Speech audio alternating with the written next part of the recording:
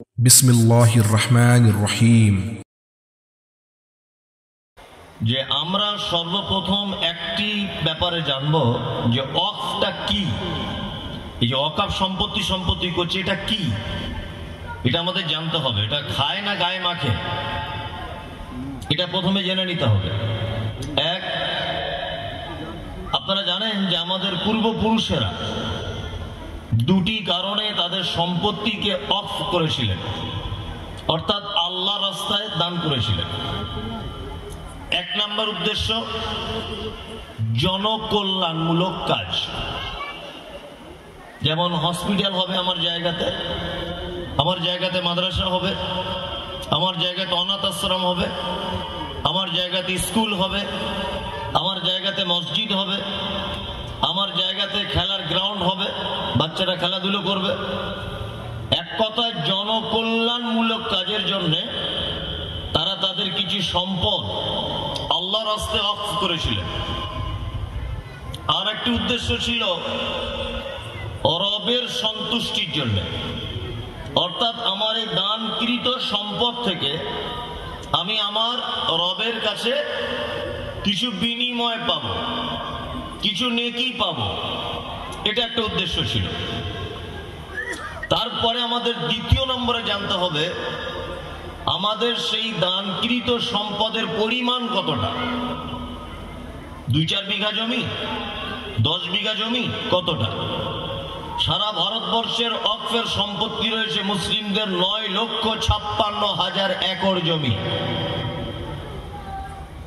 যদি 3 বিঘাতে যদি 1 একর যদি হয়, তাহলে কত লক্ষ কোটি বিঘা জমি মুসলিমদের ওয়াকফের সম্পত্তি, এটা আপনাকে আর বোঝাতে হবে না।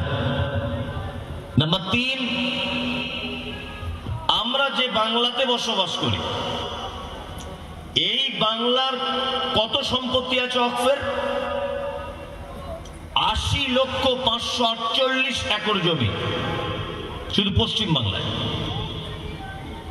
নাম্বার 2, পশ্চিম বাংলায় যত জেলা আছে, মালদা, মুর্শিদাবাদ, দিনাজপুর, পুরুলিয়া, বাঁকুড়া, 2 মেদিনীপুর, 2 24 পরগনা, মালদা, এদিকে যত রকমের জেলা, যত নাম জেলা আছে, 17, 18, 19, 20 যে কটা আছে, সব থেকে বেশি সম্পদ কোন জেলার মানুষের?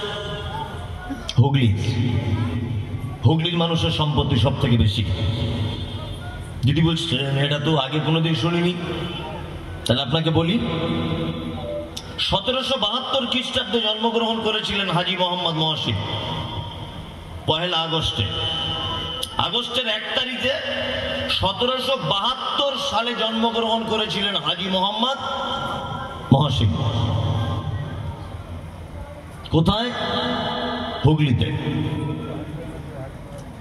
উনি 1800 সালে এসে ওনার বোনের সম্পত্তি এবং ওনার সম্পত্তি মিলিয়ে 200 কোটি টাকা মুসলিমদের জনকল্যাণের জন্য ওয়াকফ করেছিলেন। 200 কোটি টাকা।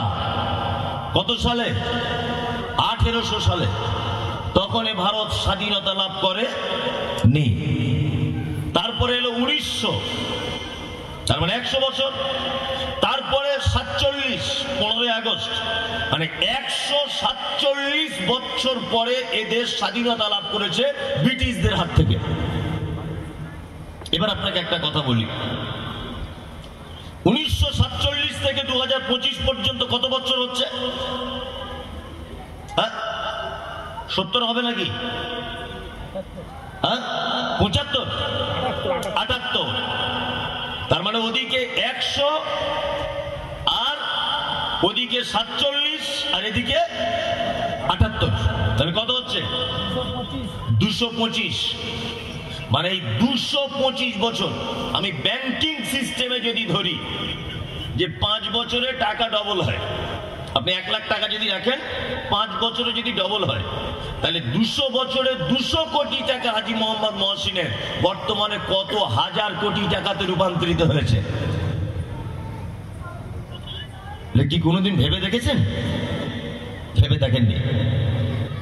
সারা বাংলার সব থেকে বেশি সম্পদ যারা জনগণের জন্য দান করেছেন এরা হচ্ছেন সব হুগলি জেলার লোক বেশিরভাগ। আর একটা মজার কথা বলি, আপনারা জানেন